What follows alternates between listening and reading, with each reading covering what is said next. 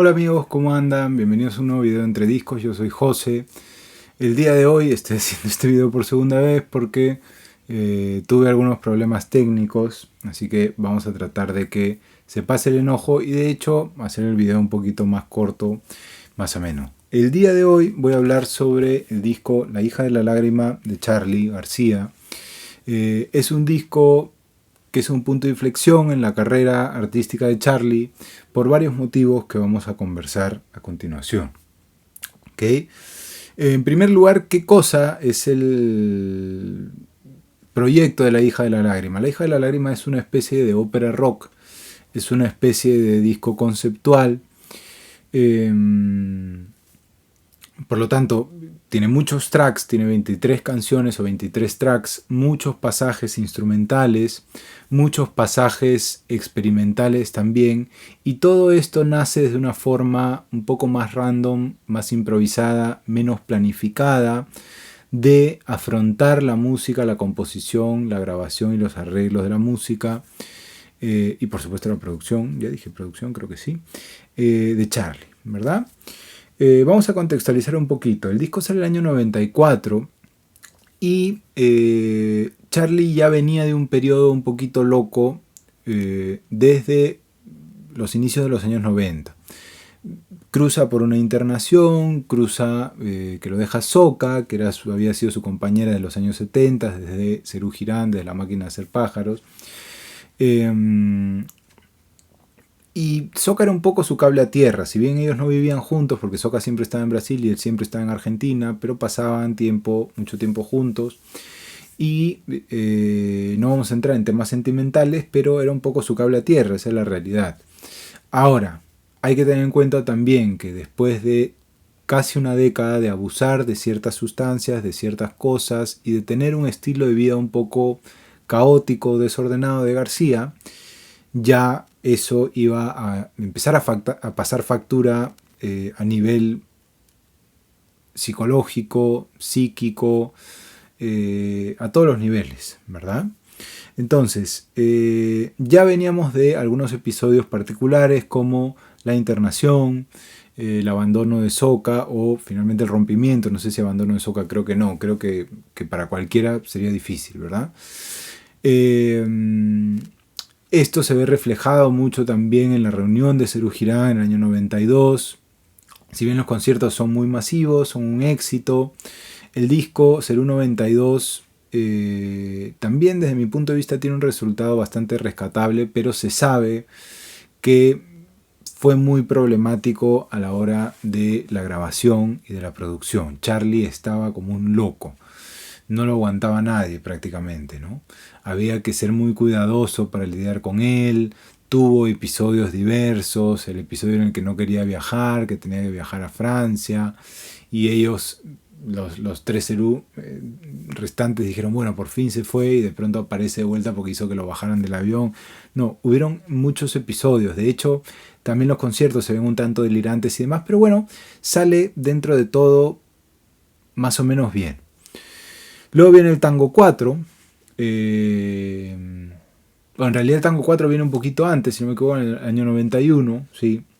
Después de Filosofía Barata y Zapatos de Goma, en donde también va a capitalizar toda esta cuestión del rompimiento, por ejemplo, en el tema Mala Señal, que también es un tema improvisado. Y si bien es un disco que a mucha gente no le gusta, yo creo que tiene varias perlas para rescatar, pero no vamos a hablar del Tango 4, estamos hablando de La hija de la lágrima. Entonces, durante este periodo Charly está un poco a la deriva, está un poco de fiesta, durante mucho rato seguido, con pocas horas de sueño, va a pasar por una internación después de vuelta, pero no nos vamos a meter en eso. ¿Cómo nace el concepto de La hija de la lágrima? Charly está en España, ve a dos señoras peleando, aparentemente por un hombre, ¿verdad? Y una de ellas le tira una chancleta por la cabeza a la otra y le dice, no te olvides nunca que yo soy la hija de la lágrima. Y esto a Charly es un disparador para él, porque Charly siempre tuvo esto, ¿no? Yo siempre lo he considerado como un canal, como un muy buen receptor y un muy buen creador de arte, ¿verdad? Y de conceptos en general. Y creo que eso es lo que sucede en este disco. Como ya mencioné, el disco sale en el año 94, por lo tanto no goza de una edición original en vinilo. Esta edición sale en el 2017, de la cual vamos a hablar en un ratito, pero sí de esta primera edición del año 94 en CD. Este es el formato para el que se piensa. Y hay algunas curiosidades con este disco. Les voy a enseñar qué es lo que trae por adentro. Acá está. Primero la tapa, ¿no? La tapa es una gota de mercurio que tiene que ver todo el tiempo. Está hablando Charlie sobre eso. Que es una lagrimita, ¿no? Es una suerte de lagrimita, pero hecha de mercurio, ¿no? Bien. ¿Qué sucede en este disco? Para los que les interese saber sobre la gestación de este disco, quieran verlo con sus propios ojos, les recomiendo mucho el documental Existir sin voz. Existir sin voz, una noche con Charly García, así se llama. Es un documental de Alejandro Chomsky que lamentablemente hace muy poquito, el año pasado, nos dejó. Él accede o él mismo graba, no estoy seguro cómo funciona la cuestión, pero él estuvo en unas sesiones de grabación de La hija de la lágrima, lo que luego se iba a convertir La hija de la lágrima. Vemos a un Charly dentro de una genialidad artística, por supuesto que se ve esa cualidad, pero también se ve ya estos rasgos un poco más pseudo-fascistas que tenía con todo su entorno, ¿verdad? No dejando sesiones muy largas de 10, 12 horas, los músicos muy agotados, tratando de escaparse, pero no se podían escapar porque Charly no los dejaba irse, grabando y regrabando, escribiendo y reescribiendo encima, ojo, muy seguro y con una visión muy clara, pero esa visión muy clara estaba muy basada en este proceso random, en este proceso de improvisación, ¿verdad? Que no está mal, es una forma de hacer las cosas, ojo, pero es una forma muy distinta a lo que venía pasando con la obra de García. Les recomiendo mucho este documental. Desde la pandemia está disponible, yo tuve la suerte de verlo en el cine, pero desde la pandemia está disponible completo en YouTube, así que les recomiendo que lo busquen. Existir sin voz, una noche con Charly García. Van a ver más o menos de lo que hablo y a lo que me refiero de forma absolutamente visual, si se quiere. Bien, entonces el disco tiene esta particularidad, está compuesto, grabado y producido de esta manera y en este contexto. Y como les digo, es una ópera rock o tiene este formato. Charly ya había explorado este formato desde los años 60 con Sui Generis, antes del Vida, con Teo, el hijo de la luna.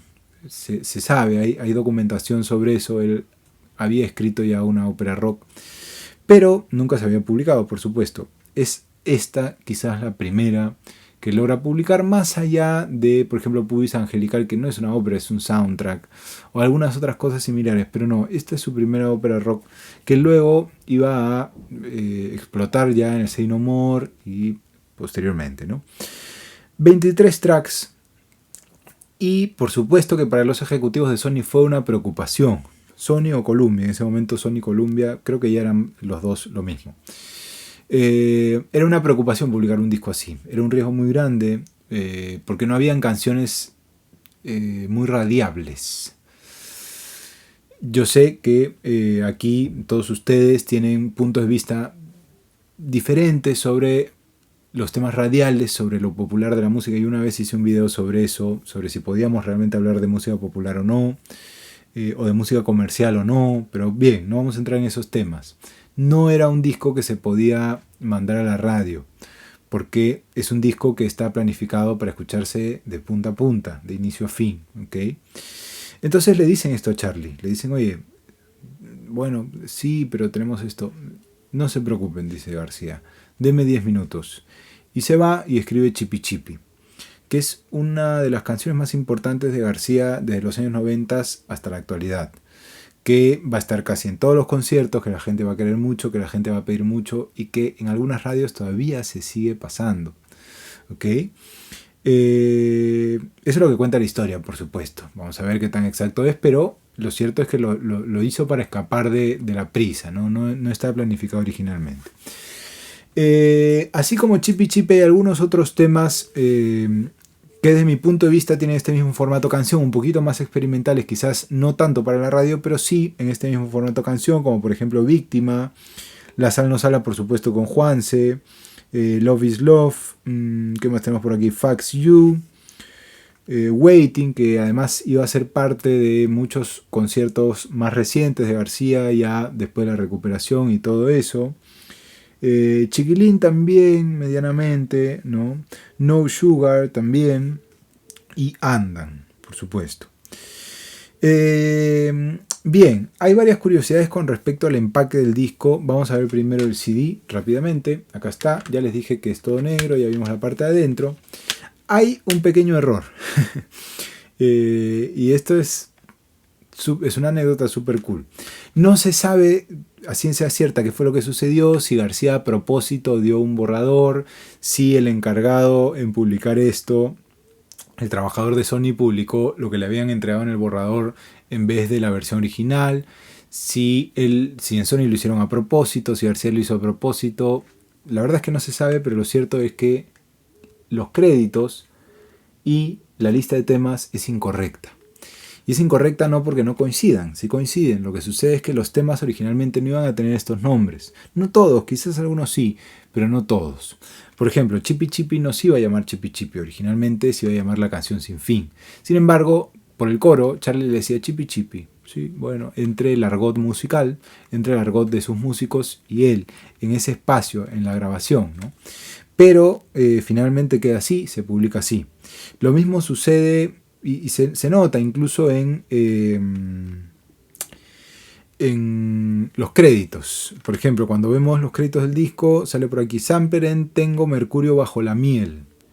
Y luego cuando ponen a los Kuriakis, ponen Tengo Mercurio bajo mi piel. O sea, dos títulos que difieren, miel, piel, y dos títulos que además no coinciden con ninguno de los temas que están aquí. Me parece que es el tema James Brown al que se refieren con eso.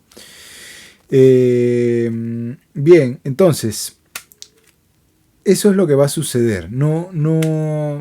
Esto no coincide, no es lo que iba a publicarse originalmente, pero se publica así y así se mantuvo hasta el día de hoy.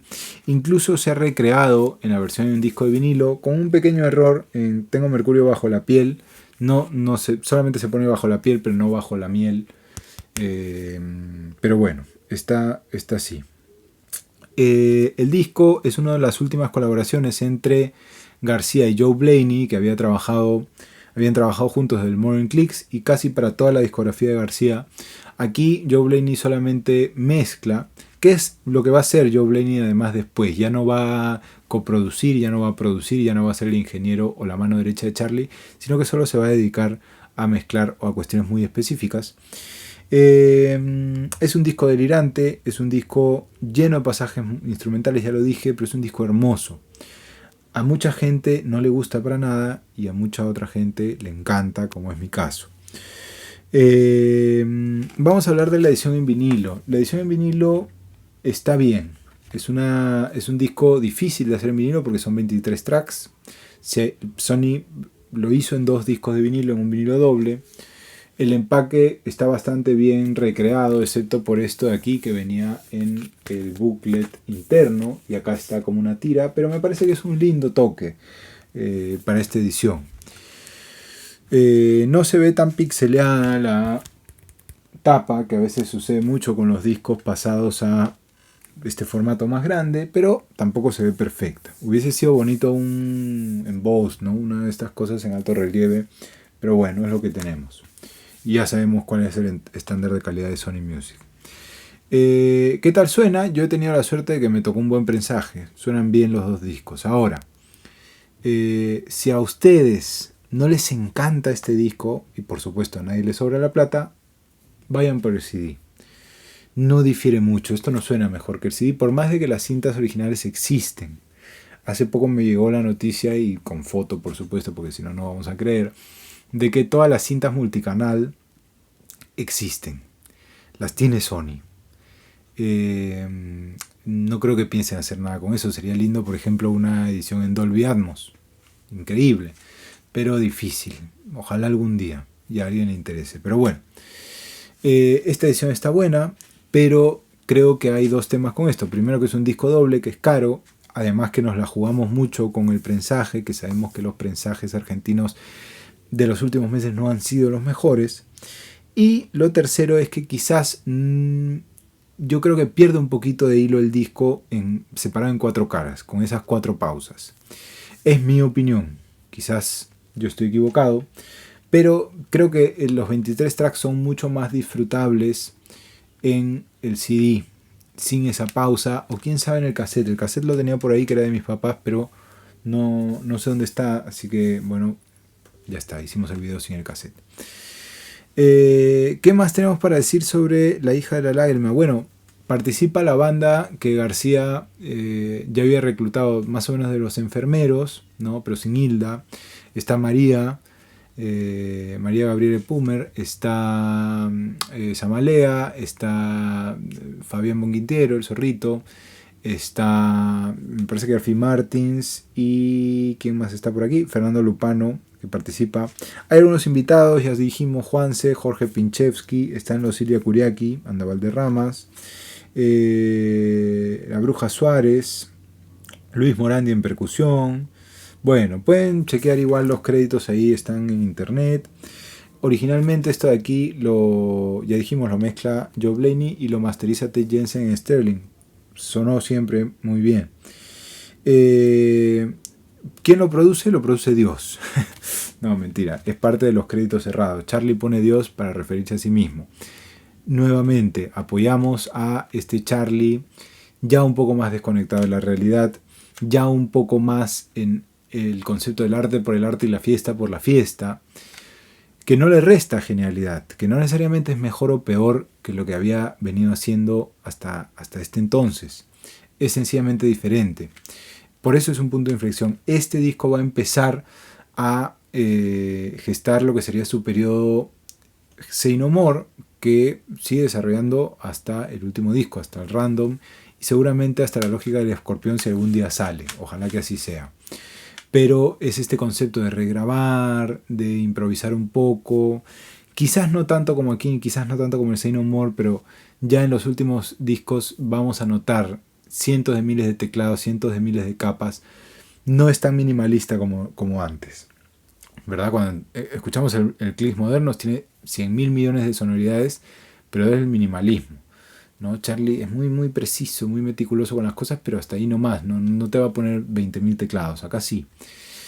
Y sobre todo desde el periodo Say No More, ¿no? Desde el disco Say No More, mejor dicho. Pero bueno, no vamos a entrar en eso, hablaremos de ese disco en algún otro momento. Yo siempre conecto este periodo con esto, con Estaba en Llamas cuando me acosté, que es un disco raro, es un disco que sale, en realidad, hay un disco en el medio que es el Unplugged, no vamos a hablar del Unplugged hoy día. Si les interesa podemos hablar en algún otro momento, pero Estaba en Llamas cuando me acosté es un disco que ya no se consigue mucho y que más o menos desde mi punto de vista conserva este mismo hilo conductor de La hija de la lágrima. Sin embargo son todos covers, ¿ok? Excepto 15 Forever, que también está en el Unplugged, que es el tema instrumental. Pero bueno, denle una escuchada porque nunca está de más. No es de mis discos favoritos de García, pero está buenísimo también. Tiene muy buenos covers y algunos no tan bien logrados de mi punto de vista, pero eso es mi opinión. Entonces, La hija de la lágrima finalmente es un disco muy exitoso, muy querido por este nuevo grupo de fans de Charlie jóvenes, que se van a sumar en el año 94 principalmente con este disco. Es un disco, ya les digo, muy exitoso en su carrera, que vende muchas copias para sorpresa de todo el mundo. Pero es un disco raro, es un disco que no es tan digerible. Que por ahí cuando uno recomienda a García, no dice se empieza por La hija de la lágrima. Y está bien no empezar por La hija de la lágrima, porque uno quizás se asustaría un poco de esta cuestión musical y tan extrema. Pero es un gran álbum, ¿ok? Está muy bien producido, me parece que el orden de los temas está bien. Es como ver Oppenheimer, no te das cuenta que pasan 3 horas, no sé si alguien la vio, no voy a spoilear nada, pero no te das cuenta que pasan 3 horas, no te das cuenta que son 23 tracks aquí. Yo no me aburrí nunca con este disco, pero ese soy yo, es probable que alguno de ustedes sí. Muchas gracias por ver este video, nos encontramos en un siguiente video, y nada, para cualquier cosa los leo en los comentarios qué opinan de La hija de la lágrima. tienen alguna edición de este disco, les gusta, conectan con esta nueva forma de hacer música de García desde este entonces o no. Totalmente válido todo. Muchas gracias y hasta la próxima.